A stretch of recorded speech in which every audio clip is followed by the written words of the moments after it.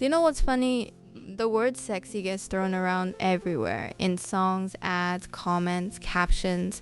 Like it's this clear universal thing everyone gets. But when you really think about it, it's actually one of the most personal, confusing, and shape-shifting words out there. What one person finds sexy might be boring to someone else, or even weird. And that's kind of what makes it interesting. Sexy isn't a fixed thing. It's more like a mirror that shows what a culture, a time period, or even an individual values most. If you ask me what sexy means, I'd say it's not just about how someone looks though. Yeah, that's part of it. It's more about a feeling. It's that spark that happens when confidence, comfort, and energy line up in a person. Someone can look like they stepped out of a magazine and still not feel sexy, and someone else can be in sweats, hair messy, laughing at something dumb, and suddenly they're magnetic. That pull, that little electric moment is kind of what we mean when we say something or someone is sexy. It's not just beauty, its presence. But the world keeps trying to define it for us. We grow up seeing certain faces, bodies, and poses over and over again, and eventually we start connecting that with sexy. It's like we get trained without realizing it. When I was younger, I thought sexy meant confidence, perfect hair, a certain body type.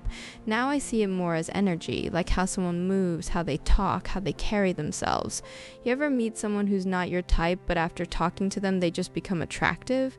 That's the difference between looks and sex appeal. Looks are surface level, but sexy runs deeper. It's emotional, behavioral, and sometimes even intellectual. The other thing is, sexy changes, not just across people, but within ourselves. What I thought was sexy at 15 is totally different from what I find sexy now at 19, and it'll probably change again when I'm 25. That's because our idea of sexy grows with us. It evolves with what we experience, what we learn to like about ourselves, and what kind of energy we start craving from others. Sexy becomes less about looking like something and more about feeling like something. So maybe the real question isn't what is sexy, but what makes us feel sexy? Because when you feel that way, when you're in sync with yourself, it kind of spills out and people notice. It's not about pretending to be confident or putting on a show. It's more like being grounded in your skin, being playful with your vibe, and knowing what makes you light up. That's what draws people in. That's what makes sexy real. If you really think about it, most of us didn't come up with our idea of sexy on our own. We learned it slowly, subtly through pop culture. Like little sponges, we picked up cues from music videos, movie scenes, perfume ads, even cartoon characters sometimes. Pop culture doesn't just show us what's considered sexy, it teaches us what to want, what to chase, and what to feel insecure about. Take movies, for example. Every generation had its sexy icons. Marilyn Monroe with her whispery voice and white dress.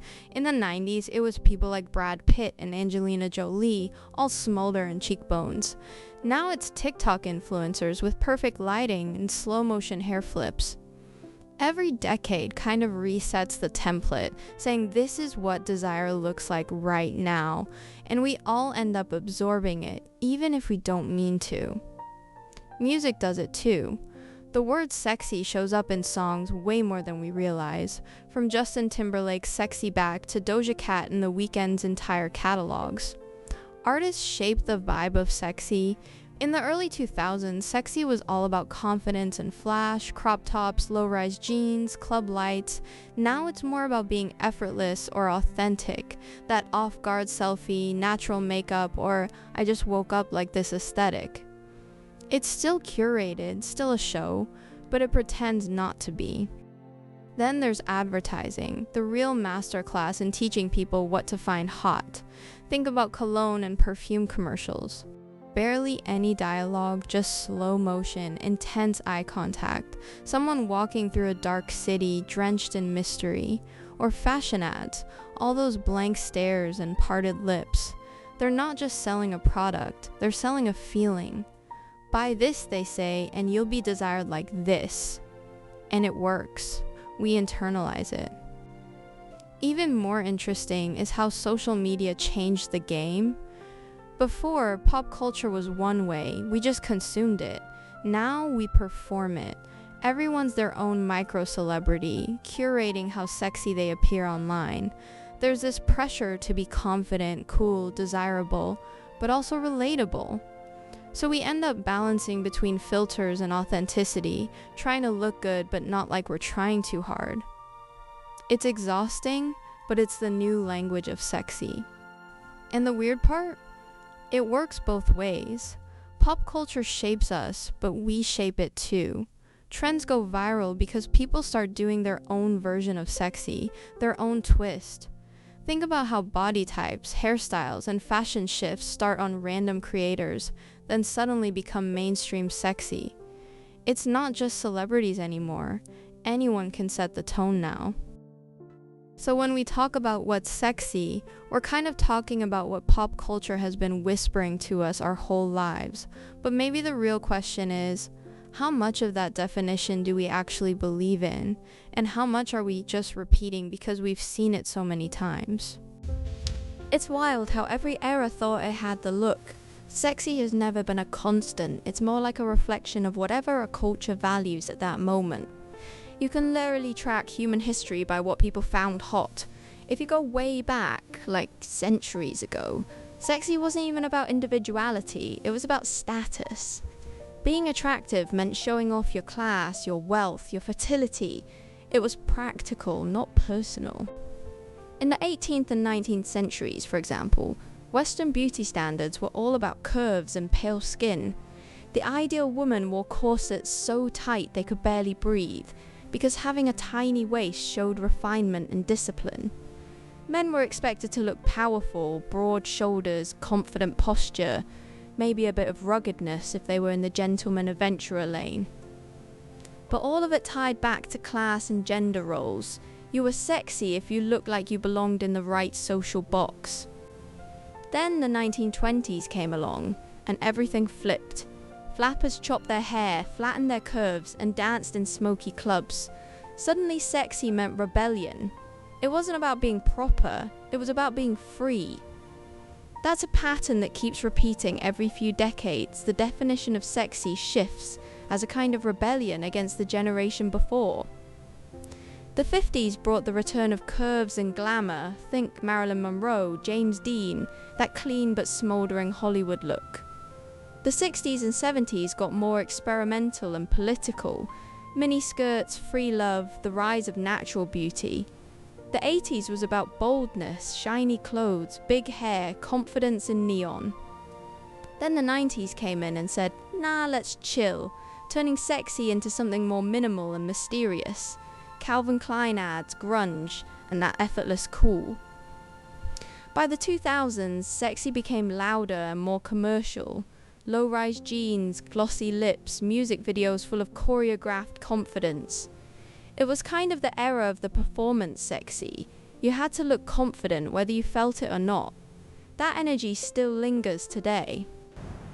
Now, in the TikTok age, sexy has splintered into 100 mini-cultures. There isn't just one look anymore. There's e-girl sexy, gym girl sexy, soft boy sexy, cottagecore sexy, academic sexy. All these little tribes with their own versions of attraction. What's interesting is that a lot of people aren't even trying to appeal to everyone. They just want to find their niche, the few who get their vibe. So yeah, we've gone from corsets to crop tops to content creation, from look perfect for society to look perfect for your audience. And even though it sounds like progress, more diversity, more individuality, there's still that same undercurrent of wanting to be seen, wanting to be desired. The packaging just keeps changing. When you step back, it makes you realize sexy has never been natural. It's always been curated, whether by fashion designers, Hollywood, or algorithms. But maybe what's different now is that we finally get to choose which version of sexy we vibe with, or even make our own. Here's where things get a little messy, because as much as we like to say beauty is subjective or everyone has their own type, society still plays a huge role in shaping what's considered attractive. Attraction isn't created in a vacuum. We're all soaking in the same media, the same beauty standards, the same social rewards for looking a certain way. It's like we're free to choose what we like, but we're only choosing from options that have already been approved. There's this weird double standard around being sexy. If you try too hard, people call it fake or desperate. If you don't try it at all, you're invisible.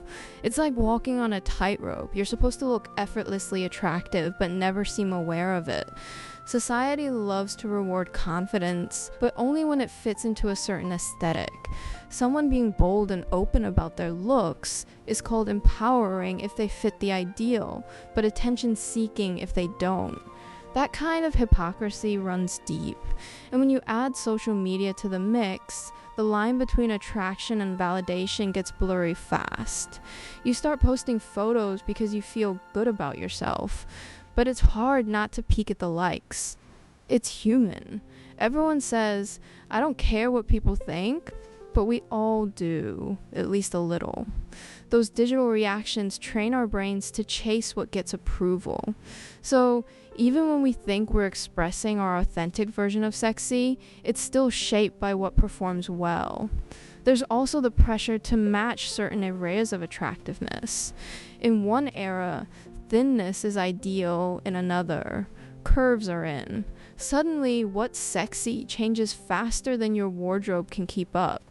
People start treating their bodies like trends, adjusting, editing, trying to stay current.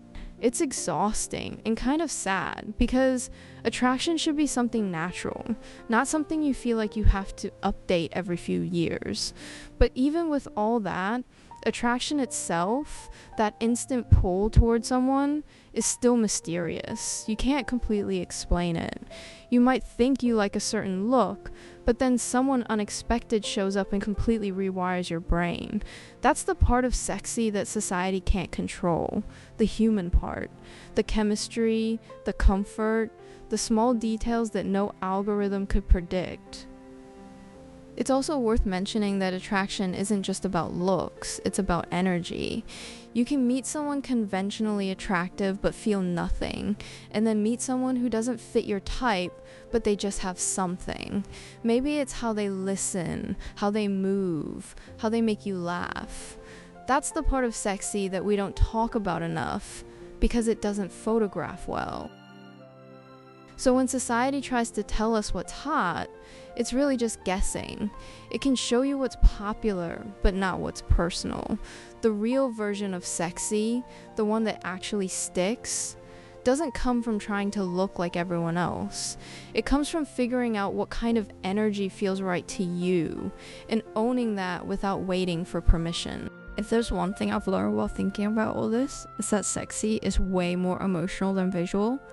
It's not abs, lips, or whatever trend is trending. It's how someone feels when they're being themselves. The truth is, sexiness doesn't survive in discomfort. You can't fake it for long. The moment someone starts acting how they think they should act to look attractive, something goes off. It feels rehearsed. Real sexiness has this quiet confidence to it, this sense of ease, like someone who knows themselves and isn't rushing to prove it. When I think about what feels sexy, it's things like eye contact that lingers just a little longer than expected. It's someone laughing so hard they forget how they look. It's a voice that's calm, not forced.